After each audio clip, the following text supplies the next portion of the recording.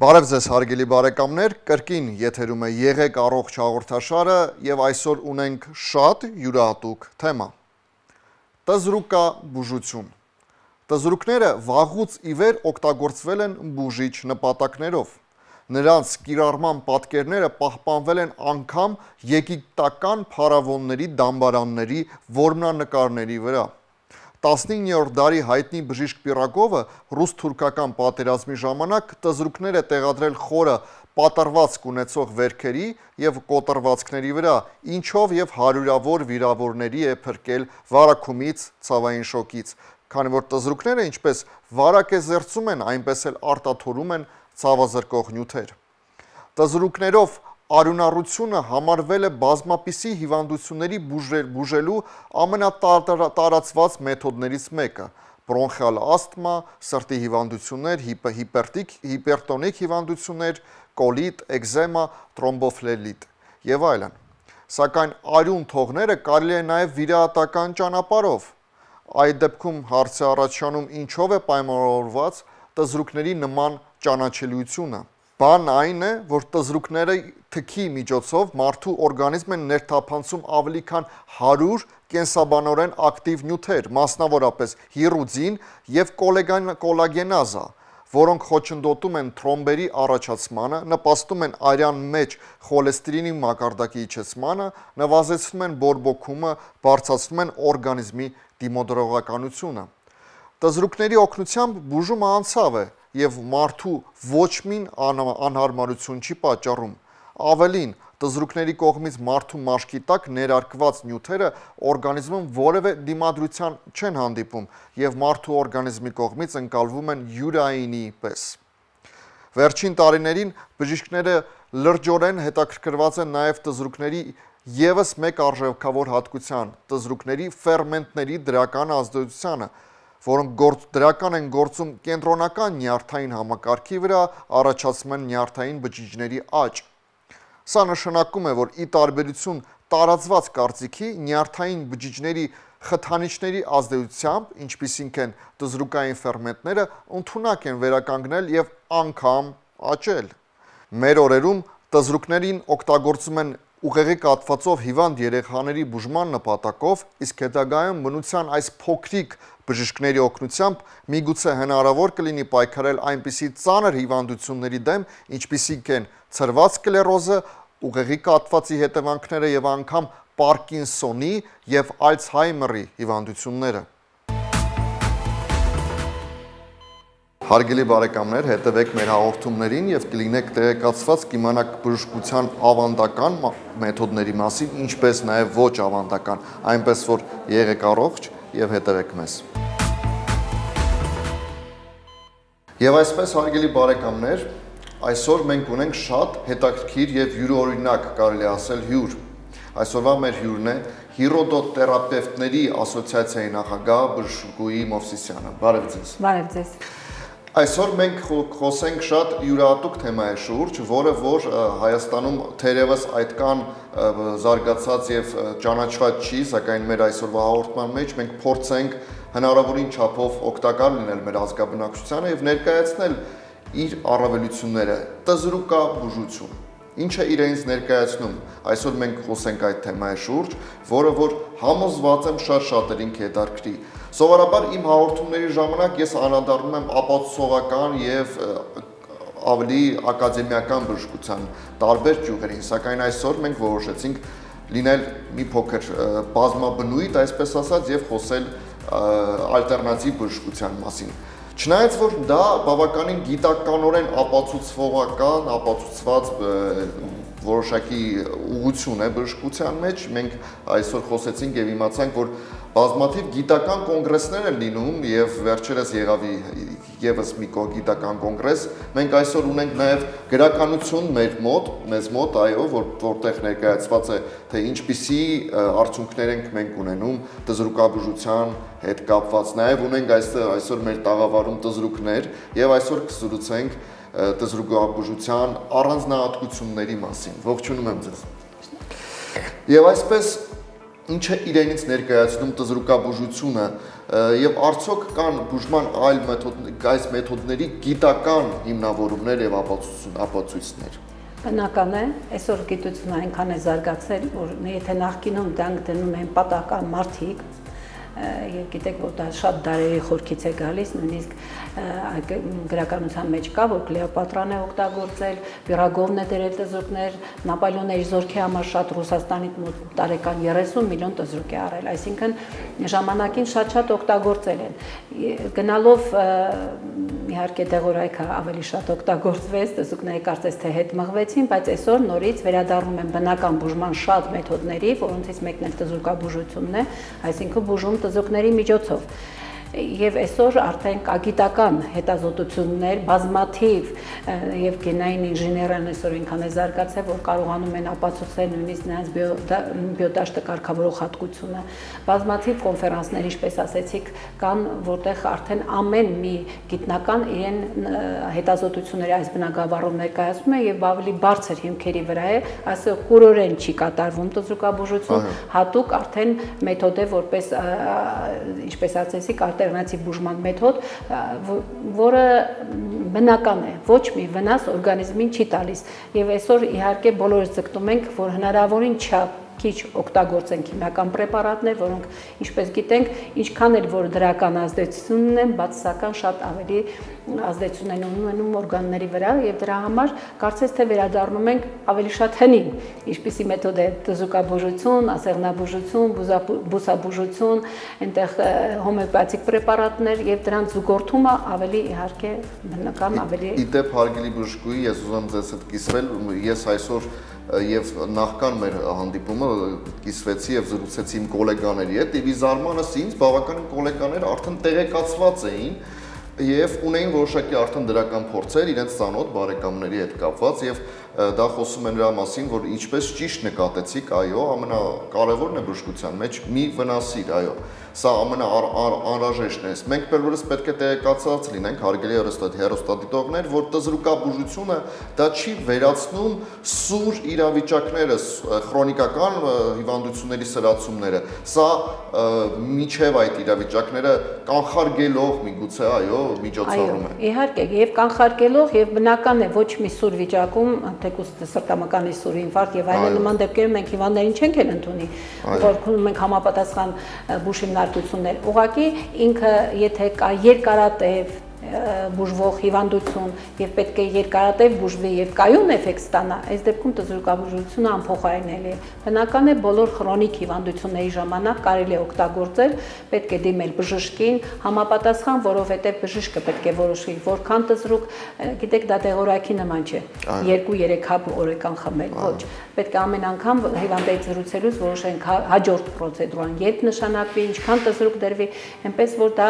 ավելի անհատական որոշվում է ամեն հիվանդի համար բուժման սխեման։ Եվ շատ կարևորում եմ, որ իսկ երևի թե դուք իմ հետ նույնպես կհամաձայնվեք, որ տզրուկաբուժությամբ պետք է զբաղվի հենց բժիշկը, այսինքն սա այնպիսի միջոցառում է, այնպիսի բուժում է, որ անհրաժեշտ է ունենալ համապատասխան որակավորում, ուսուցում եւ այլն եւ այլն։ Եվ եթե կարելի է անվերջ չի կարելի օգտագործել տզրուկներ անվերջ դնել, վնաս կլինի, պետք է ժամանակին բժիշկը որոշի երբ դադարեցնել պրոցեդուրան, կարող է մեկի մոտ 1 ժամ թողնել, մյուսի մոտ 20 րոպե, այսինքն ամեն դեպքում բժշկի ուշադրությամբ պետք է կատարվի դա։ Եվ եթե կարելի է տեղեկացնեք, խնդրեմ, ինչով է առանձնանում եւ ինչ մեխանիզմով է գործում տզրուկաբուժությունը, ինչ է իր այսպես ասած ազդող նյութը կամ ինչն է մեխանիզմը։ Ասեմ, որ տզրուկաբուժությունը ի տարբերություն դեղորայքի բազմաթիվ ազդեցություն օրգանիզմի վրա, նա առաջնահերթը արյան հոսքի բեռնաթափումն է։ Այսինքն այնտեղ որտեղ կա կանգային պրոցեսներ, դա իհարկե շատ մեծ նշանակություն ունի, շատ ավելի ակտուալ է նման դեպքերի դեպքում։ Եվ երկրորդը դա մեխանիկական ազդեցություններ սա։ Երկրորդը դա հումորալ ազդեցություն, որը ամենագլխավորն է, որտեղ տզրուկը իրեն մեջ պարունակում է 100-ից ավելի ֆերմենտներ, որոնք եւ հենց առաջի իսկ խայթելու րոպեից տալիս է մինչեւ իրեն աշխատանքի վերջը օրգանիզմին եւ հիմնական բուժումը ի շնորհիվ այս ֆերմենտներին է։ Դրանցից իհարկե այսօր շատ հայտնի է հիրոդինը, որը անտիկոագուլյանտ է, նա փոխարինում է մնացած բոլոր անտիկոագուլյանտներին այն իմաստով, որ բնական է, ոչ մի վնաս օրգանիզմին չի տալիս։ Եվ իհարկե կան բդելիններ, էգլիններ, դեստաբիլիզա, այսինքն այդ բոլոր ֆերմենտների դերի շնորհիվ է, որ կարողանում է օրգանիզմին տալով այդ ֆերմենտները ինքը ունի հակատրոմբոտիկ ազդեցություն օրգանիզմի վրա, ունի տրոմբոլիտիկ ազդեցություն, այսինքն եւ չի թողնում տրոմբ առաջանա նորը եւ եղած տրոմբը լուծում է, երբ լիզիսի է ենթարկում, երբեք տրոմբ չի փոխվում, ինչպես որ շատ բժիշկներ իհարկե ասում են, բա որ տրոմբը փոխվի, իհարկե նման բան չի կատարվում։ Ունի հակախոլեստերինային ազդեցություն, խոլեստերինի քանակն է իջեցնում, հակասկլերոտիկ ազդեցություն, շնշումն է իջեցնում օրգանիզմի, նյութափոխանակությունն է կարգավորում, այսինքն այն ինչ որ պետք է օրգանիզմին ներքին եւ քանի որ ազդում է բջջային մակարդակով, կապիլյարների մակարդակով, բուժում է ամբողջ օրգանիզմը։ Շատերը նույնիսկ նշում են, որ այդ տզուկը դնելուց հետո իրենք շատ լավ քնում են, ախորժակն է վերականգնվում, այո, այսինքն օրգանիզմը բացի այդ ներքուստ ինքը զգում է այդ տարբերությունները հենց առաջի օրվանից։ Ես կներեք նաև տեսել եմ շատ համոզված եմ դուք եք նկատել տարբեր տեսակի առողջարաններում, այո, սա իսկապես բավականին հետաքրքիր մեթոդ է եւ եթե կարելի է նաև առանձնացնենք թե ինչպիսի հստակ հիվանդությունների համար է ցուցված այս դուզրուկաբուժության մեթոդը։ Այն ինչ որ դուք նշեցիք, այո, տարբեր տեղեր դնում են, հիմնականը այստեղ քանի որ դուզրուկը դնելուց հետո հիվանդները ավելի աշխուժ են դառնում, թեկուզ սովորական մարդիկ ավելի աշխուժ են դառնում, ավելի դեմքի մաշկն է վերականգնում, փայլը եւ այլն, նման դեպքերում դնում են դուզրուկներ, բայց իհարկե սա դրվում է հատուկ հիվանդությունների դեպքում, հիմնականում անոթային խնդիրներով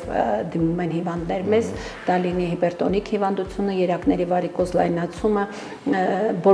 բորբոքային բոլոր պրոցեսների դեպքում, վահանաձև գեղձի խնդիրների դեպքում է դրվում, սրտի խնդիրների դեպքում, որովայնի օրգանների լարդ, լեղապարկ եւ այլն, այսինքն բոլոր հիվանդությունների դեպքում դրվում է, ուղղակի պետք է հաշվի առնել նաեւ այն հատկությունը, որ ինք ունի ռեֆլեկտոր ազդեցություն օրգանիզմի վրա, կպնում է միայն ասեղնաբուժության այդ կետերով եւ կարելի է հեռավոր կետերի վրա դնելով ազդել համապատասխան օրգանին։ Ես էլ եմ կրկնում, նման դեպքում պետք է դրվի բժշկի կողմից դզուկները, ուղղորդվի եւ որոշեն, որ կետերով աշխատեն, որպեսզի արդյունք լինի։ Ինչպես հաճախ ես նշում եմ հաղորդումների ընթացքում, հարգելիներս, ինքնաբուժությունը դա ամենավատ, ամենաոչ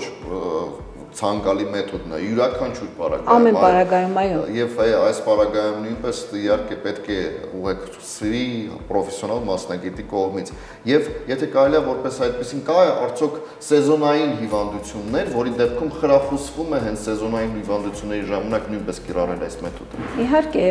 շատ հիվանդություններ իրոք սեզոնային են, այն առումով, օրինակ ամռանը մենք տեսնում ենք վարիկոզ հիվանդության սրացում եւ հիմնական կոնտինգենտը, որ մեզ դիմում է, դա վարիկոզ հիվանդություններով հիվանդներն են եւ իսկ գարունը աշնանը ավելի շատ հիպերտոնիկ հիվանդներ են մեզ դիմում, այսինքն սրացումներ են լինում են այդ շրջանում կապված եղանակի փոփոխության հետ, իսկ հիպերտոնիկները շատ զգայուն են եւ հիմնականում նրանք են դիմում եւ իհարկե բնական է բորբոքային, եթե այնտեղ ունեն պրոստատիտներ, ադենոմա եւ այլն նման դեպքերում դիմում են նաեւ միգրենով հիվանդներ, այսինքն պրոֆիլը շատ մեծ է, կարող են դիմել բազմաթիվ հիվանդության, ուղղակի ելի եմ նշում, պետք է դնել համապատասխան կետերով եւ ժամանակին որոշվի երբ հանվի դզուկը եւ քանիսը դրվի։ Եվ շատ հետաքրքիր ինձ թվում է հեռուստադիտողներին, թե ինչպիսի ժամանակահատվածում տեսանելի կլինի արդյունքը որպես այդպեսին, կա արդյոք մինիմում կամ մաքսիմում բուժման որոշակի, թե նույնպես անհատական։ Չէ, դա իհարկե անհատական է, մենք ունենում ենք հենց առաջի իսկ դնելուց հետո հիվանդներ, որոնք հենց առաջինից հետո այ ոտքերի ցավը, ծանրությունը եւ այլն անմիջապես վերանում է, բայց բուժման դա բուժում համարել իհարկե չի կարելի, պարտադիր կուրսը պետք է անցնել, որը տևում է 10-12 անգամ, շաբաթական 1-2-3 անգամ, դա նույնպես անհատական է, ամեն հիվանդի համար իրեն գրաֆիկն է որոշվում եւ իհարկե, եթե պետք է, մենք ընդմիջում ենք տալիս եւ անպայման ասում ենք, որ 3-4 ամիս հետո կարելի է նորից ստանան։ Իհարկե, դզուկը շատ լավ է նաեւ պրոֆիլակտիկ նպատակով, ինչպես գիտեք, 40-ից բարձր բոլորից մոտ սկսում է այրան խտացման պրոցեսներ, իսկ ինքը, քանի որ ունի այրունը ջրիկացնող այդ ֆերմենտը հիրուդինը, նման դեպքերում պրոֆիլակտիկ կարելի է դնել, որպեսզի հետագայում չունենանք բարդություններ կապված խտության հետ այրան։ Այո, եւ շատ կարևոր նույնպես հարց հակացություններ։ Կան որոշակի հակացություններ։ Իհարկե, հակացություն հիմնականում բացարձակ հակացությունը համարվում է դա հեմոֆիլիա հիվանդությունն է, որ դեպքերում մենք բնական է նման հիվանդները շատ լավ գիտեն, որ իրանք ունեն այդ խնդրը, նման դեպքերում չի դրվում։ Բացի այդ, որ ասեմ, այնպես չի, որ հիվանդը մտավ կլինիկա, անմիջապես դժուկ դրվում է։ Հիվանդը պարտադիր հետազոտվում է։ Այնտեղ կատարվում է դուպլեքս քննություն, սոնոգրաֆիա, անալիզներ, անհրաժեշտությամբ անպայման բոլոր լաբորատոր հետազոտությունները, եթե ունեն իրենց հետ բերում են, քանի որ հիմնականում դիմում են քրոնիկ հիվանդներ, որ տարիներով բուժվում են, բնական է շատ ունեն իրենց հիվանդության պատմություն, իրենց բոլոր հետազոտություններով, բայց անհրաժեշտության դեպքում մենք նորից կրկնում ենք, որպեսզի կարողանանք ճիշտ որոշել, քանի տզրուկ տրվի, ինչպես արվի։ Եվ իհարկե հակացում հարաբերական կարելի է համարվել այրան ճնշման իջեցումը, այրան հեմոգլոբինի իջեցումը, բայց դրանք իհարկե հարաբերական են, որովհետև դրանք կարելի է կարգավորել։ Հղիությունը չէ, այսօր չեմ կարող ասել, որ հակացում է, ուղղակի հղիների մոտ այսօր նորից շատ կլինիկաներում դրվում են տզրուկներ, իհարկե այնպես դա արդեն նույն սխեմայով չէ, ինչպես որ մյուս հիվանդությունների դեպքում։ Եթե անհրաժեշտություն կա, կարելի է դա հակացություն չի համարվում։ Հիմնական հակացությունը հեմոֆիլիան է։ Եվ շատ հեռուստադիտողների հետ մոտ քարս կառաջանա, որ տզրուկաբուժություն եւ տզրուկը դա ուղղակի մաքրում է արյունը մեծ հաշվով ոչ մի հիվանդություն որպես այդպեսին չի բուժում։ Ես կարծում եմ, որ դա իսկապես թյուր կարծիք է, եթե կարելի է մեկնաբանեք։ Դե բնական է, դա ժողովրդի մեջ կա եւ երբեմն նույնիսկ գալիս են շատերը ասում են հարամարյունն է մաքրում, հարամարյունի հասկացողություն գոյություն չունի։ Իհարկե ինքը մաքրում է այրունը, այսինքն այն այրունը, որ ինքը վերցնում է մարդու վրա դնելից, նա հանում է նրա մեջ եղած բոլոր նյութափոխանության արգասինքներով հանդերձ այդ այրունը մաքրում է, բայց նաև տալիս են նյութեր, հիմնական բուժումը այդ նյութերի հաշվին է, այսինքն այդ նյութերը, որ տալիս է, դա բուժումը անցկացում է դրա շնորհիվ, ոչ թե այն դուրս եկած այրան հաշվին։ Իհարկե դա էլ նշանակություն ունի, որտեղ կա կանք, եթե այրուն դուրս է գալիս, ավելի հեշտ է process ընթանում, ցավերը վերանում են, բնական է, այդ կարծիքը դրանից է ձևավորվել, բայց հիմնականը բուժումը իրեն նյութերի շնորհիվ է։ Եվ շատ երևի թե այսպես ասած չարչարված հարց է, որը որ իհարկե բոլորիս մեզ ուզում է այս համավարակի, չարաբաստիկ համավարակի հետ կապված շատերին կհետաքրքրի արդյոք կորոնավիրուսի հետևանքների հետ կապված նույնպես կարելի է օգտագործել այս բուժումը։ Չէ՞ որ մենք գիտենք, որ կորոնավիրուսից այնուամենայնիվ լինում են այնպիսի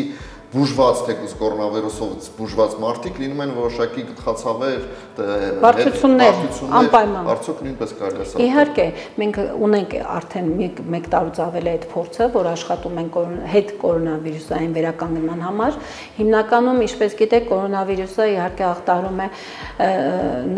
թոքերը եւ այնտեղ էլ գնում է հիմնական process-ը մանր տրոմբոտիկ մասսաների առաջացում, որոնք եւ տալիս են խցանումներ եւ սկլերոտիկ փոփոխություններ։ Եվ իհարկե մենք դնում ենք տզուկներ եւ այրունը ջրիկացնող, ինչպես դուք գիտեք,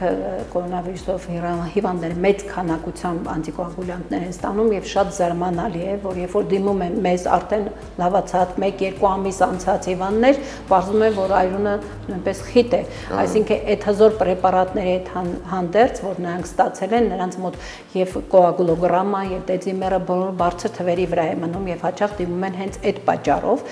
եւ երբ որ դնում ենք տզուկներ, մենք ունենք հետազոտություններ, որ արդյունքները բավարար են, այսինքն կամած իջնում է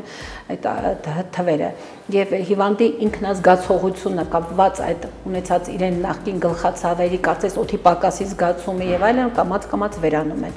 եւ ես խորհուրդ եմ տալիս իրոք,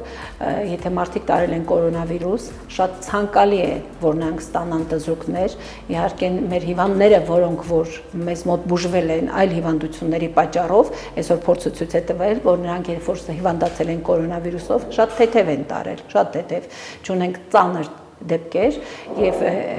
բնական է, երբ որ հիմա անցնում ենք պատվաստումների, ես նորից խորհուրդ եմ տալիս, որ կարող են ստանալ տզրուկներ, հետո պատվաստվեն, որ բարդություններ առավել եւս այդ առումով չունենան։ Եւ բնական է, որ պետք է իհարկե պատվաստումներ անել, որ կարողանան պայքարել հիվանդության դեմ։ Այո, շատ բավականին ցավոտ թեմա է, հարգելի բարեկամներ, իհարկե եւս մեկ անգամ մենք բոլորիս հորդորում ենք պահպանել որոշակի կանոնները եւ կտրել այս չարաբաստիկ համավարակի,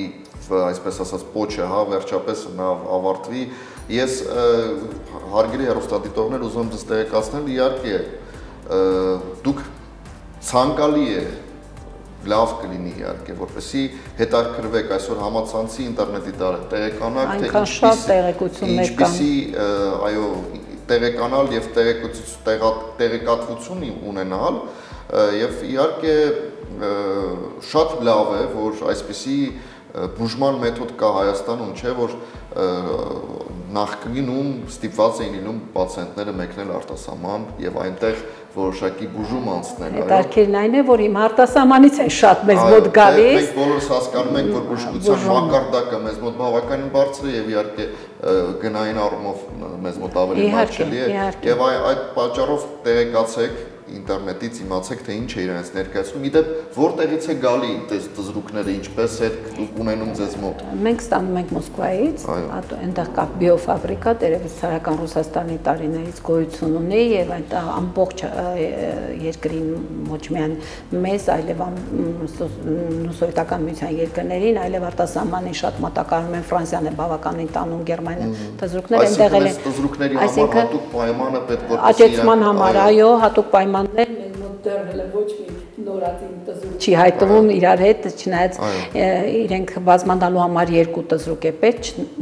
չնայած որ իրենք գերմաֆրոդիտ են, այսինքն երկսեռ են, բայց միևնույն է բազմանալու համար երկուսն է անհրաժեշտ։ Եվ հատուկ պայմաններ։ Պետք է հատուկ պայմաններ մենք ստանում ենք, որից հետո այսպես ջրի մեջ ենք պահում, ամեն օր ջուրը փոխվում է եւ պետք է ասել, որ տզրուկները օգտագործում են միանվագ։ Ցավալի է, բայց ամեն տզրուկ, որը դրվեց հիվանդի վրա, անմիջապես հիվանդի ներկայությամբ ոչնչացվում է։ Որպեսզի իմանան, որ ոչ մի վարակ նա չի կարող փոխանցել, այսինքն օգտագործված տզրուկը երբեք չի դրվում, չնայած տզրուկները տեղեկացեք հարգելի բարեկամներ, որպեսզի լինելով բժշկական կենտրոնում համապատասխանաբար, որպեսզի տեսնեք, որ տզրուկը ոչնչացվել է, այո։